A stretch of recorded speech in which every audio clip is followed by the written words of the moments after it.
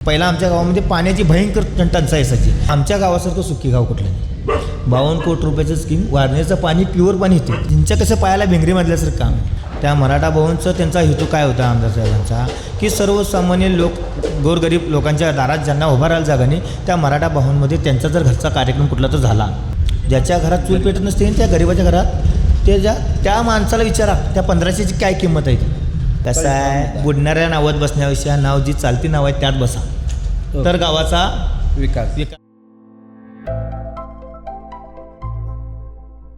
लोकांची चर्चा करत आपण करोची मतदारसंघातील तारदा या गावामध्ये आलो आहोत. एक युवा मतदार आपल्याला भेटले आहेत. युवा मतदार आहात तुम्ही.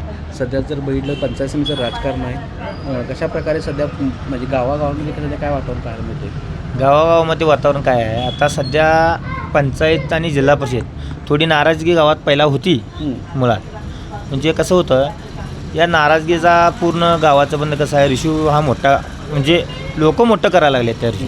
खरं तसं बघायला गेलं तर गावातल्या लोकांच्या जनतेचा जर हिताचा प्रश्न जरी चर्चा केली तर लोकांनी आता गावातले लोक काय करणार, मी कुठल्या पक्षाचा जर असलो, कुठल्या ह्याचा जर असलो तर मी फक्त गावासाठी बोलावलं. आता विशेष म्हणजे काय आहे, गावात लोक काय म्हणतात, रस्ता नाही, हे नाही, ते नाही.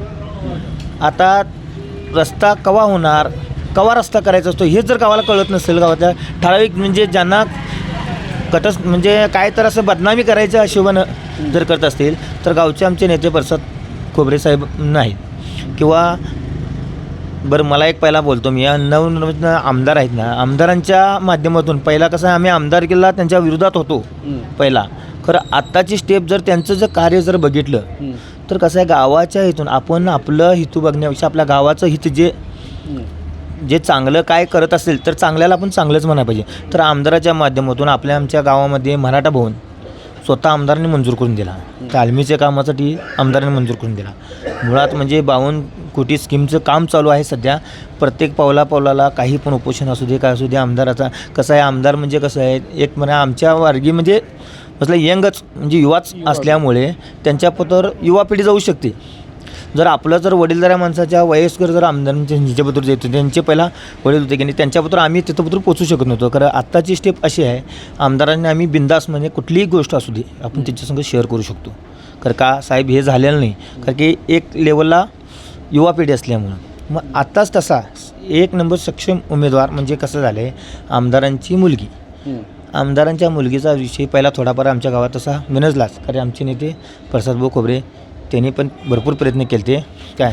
खरं जर सगळीकडनं विचार करता आता त्यांनी पंचायत समितीला उभं राहिले, त्यांचे म्हणजे सून उभं राहिले काय. खरं आमदारांची मुलगीचा विषय जर म्हटला असा तर त्यांनी सुद्धा म्हणजे सानिकाताई पण असू द्यात, त्यांनी पण कसं आहे, यंग असल्यामुळे महिलांच्या घराबुतूर किंवा आत्ताची यंग जे म्हणजे लेडीज पण मुलींचा जे आहे जो मोठमोठा आता विषय जे चालू आहे ते त्यांच्याबद्दल डायरेक्ट पोचू शकतात. म्हणजे ह्यांच्या माध्यमातून गावात मग त्यामध्ये लोक मग काय करतात, भाजपची सत्ता महागाई वाढली म्हणून सांगितले. महागाई केव्हा वाढत असते, आपण आता तुम्ही आता तुमचं काम काय चालू आहे, सर्व्हिस चालूच आहे तुमची, बरोबर आहे. तुम्हाला एक महिन्याला 10,000 पगार आहे, तुम्ही 10,000 पगारावर वर्षभर 10 वर्ष काम करू शकता का? तुम्हाला पगार वाढ पाहिजे. पगार वाढ केव्हा होणार, इकडे वस्तू वाढल्या तर तुमचा पगार वाढ होणार नाही. पगार वस्तू 10 रुपयाची आणि पगार 100 रुपये कुठल्या कंपनीला परवडेल?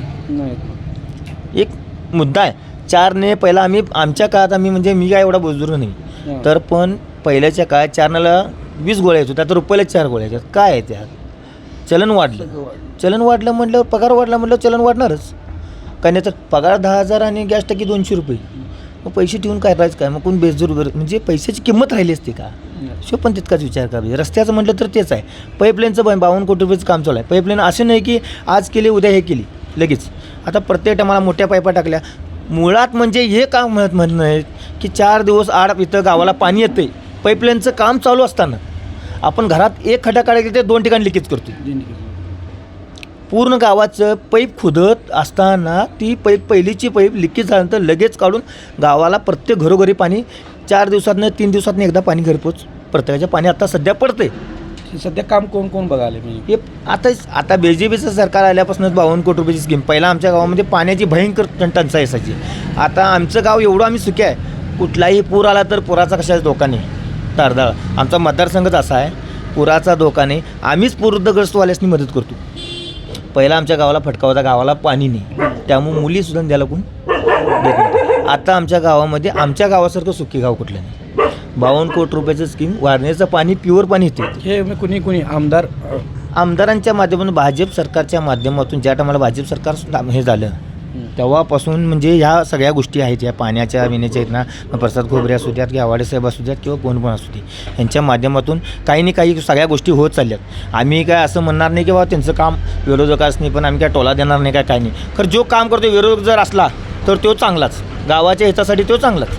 आता ज्या प्रकारे म्हणजे आवाडे फॅमिली भेटली तर मग प्रकाशन आवाडे असतील, राहोड आवाडे असतील, मग स्थानिक आवाडे यांच्यात देखील एक गुण तुम्हाला पाहायला मिळतात का? म्हणजे आत्ताचे त्यांची आता जे दोन्ही उमेदवार जे आहेत आता म्हणजे प्रियंका खोबरे असू द्यात किंवा सानिका आवडे असू द्यात, ही दोन्ही पण यंग आणि म्हणजे शिकलेले आहेत दोन्ही पण. मग त्यांना जे काय करायचं आहे आणि काय नाही.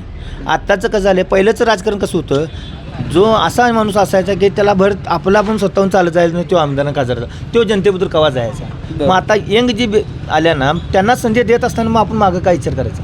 बरोबर. तुम्ही यंग म्हणजे कसं आहे, तरुण पिढी त्याचा पळण्याची धावपळ आणि एक 70-80 वर्षाचं धावपळ, ह्यात काय फरक आहे का नाही? तेच म्हणून म्हटलं, म्हणजे कामाची गती कशी होणार आहे, ह्यांची कशी होणार आहे, ज्यांच्या कसं पायाला बेंगरी मधल्यासारखं काम, यांच्याकडून आपण काम पण जसं आपण आता मतदान करणार आहे तसं यांच्याकडून आपण काम करून घ्यायची आपली ताकद पण राहणार आहे. तेच म्हणून म्हटलं की काम करून घ्या, ताकद तुमच्याकडे करून घ्यावं. पण काम करण्यासाठी तेवढे सक्षम आहेत का? कारण की आता सांगावलं ना, त्यांचेच आता कसं आहे, आता जे उमेदवार आहेत ना त्यांचे वडील आमदार आहेत सध्या.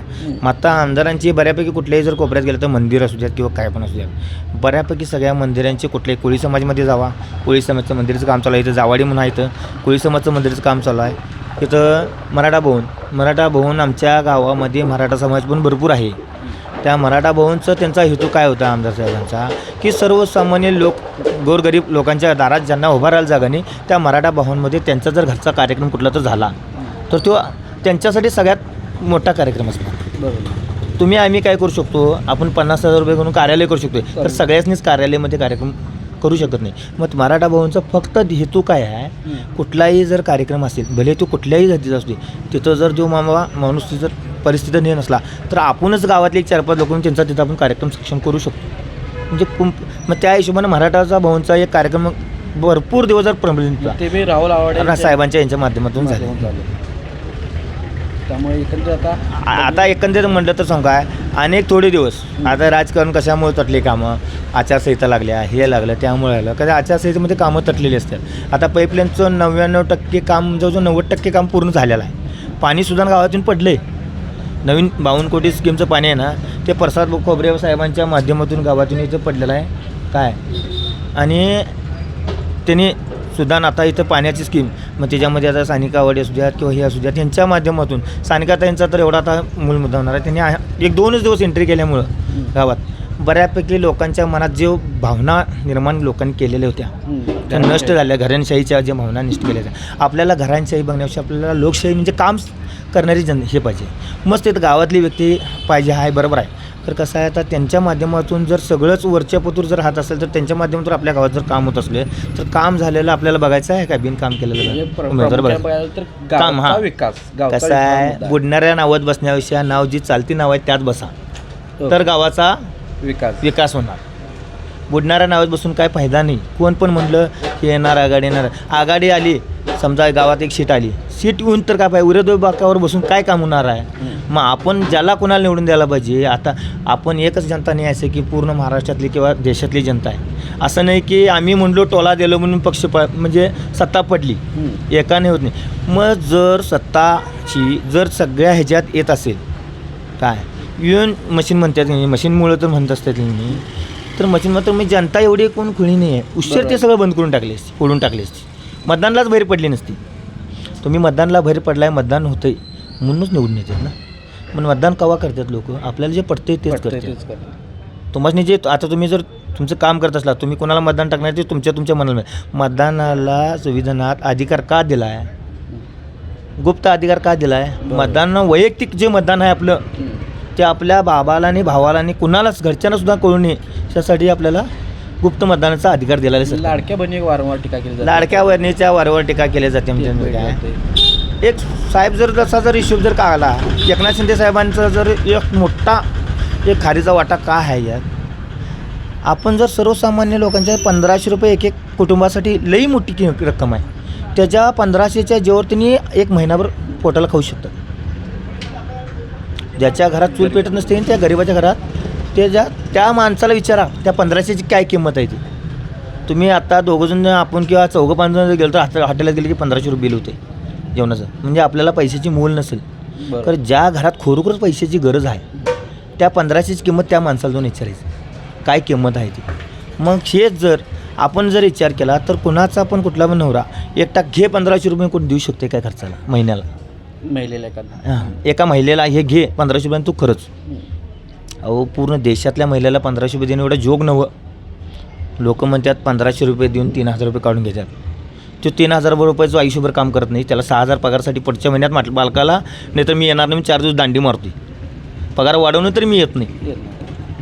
एक जनतेच्या आत्ताच्या युगातली मग जिथं कुठल्याही कंपनीत तो कुठल्याही म्हणजे साखर कारखान्यात असू दे किंवा ह्याच्यात असू दे साखर 30 रुपये किलो साखर आता म्हणतात की नाही ह्याचं राजशेट्टींचं म्हटलं माझं असं प्रत्येकाचं हे म्हटलं त्यांनी फक्त साखरवरच आंदोलन करतात. बऱ्यापैकी घेतलं तर कसं आहे जनतेला आमदार कसा पाहिजे नेता कसा पाहिजे हे कुठलं साखरवर आंदोलन होतं की नाही. एक सांगा मला सर्व गोष्टी साखरवर आंदोलन होतंय बरोबर आहे. ऊस कुणाचा असतोय हो? शेतकऱ्यांचा असतोय. कुठल्या शेतकऱ्याचा असतोय? ज्याच्याकडे 5-6-10 एकर जमीन आहे त्याचाच ऊस असतोय. 10 गुंठा आणि एक अर्धा एकर असणारा ऊस करत नाही. तो हंगामी पिकं घेत असतोय ज्वारीचं ह्याचं कारण त्याला पुढच्या पोटाचं त्याला प्रश्न पडलेला असतो.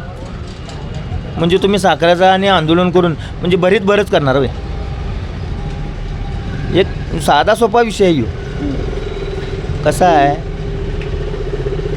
प्रत्येक आंदोलन केलं आणि हे केलं का नाही माझ्या बुद्धीला तर मी एक सांगतो का मी तर एक सक्षम मताचा आहे.